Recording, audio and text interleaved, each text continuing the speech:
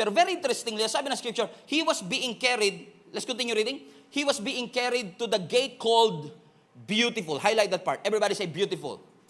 Look at this. Siya ay dinadala sa isang gate na ang tawag ay Beautiful. Now, ang temple, maraming gate. Lahat maganda. Pero there's something about the Nicanor gate na lagi siyang mas maganda compared to the rest.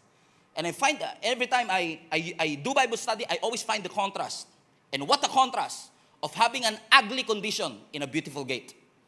Yes, an ugly condition, but he was being carried every single day in a beautiful gate.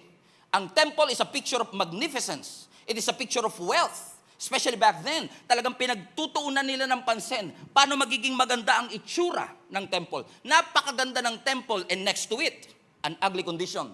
A lame man since birth. Araw-araw dinadaan-daanan lang siya. May ibang tao na naaawa sa kanya, nagbibigay ng konting limos. Sabi ng ibang tao, just another beggar.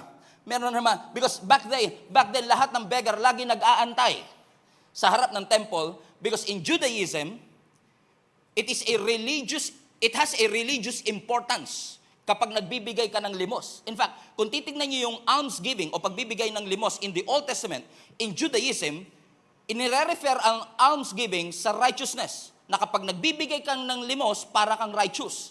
Parang nagkakaroon ng panlilinis yung iyong mga kasalanan dahil sa good works na ipinapakita mo na nagbibigay ka ng limos sa ibang tao.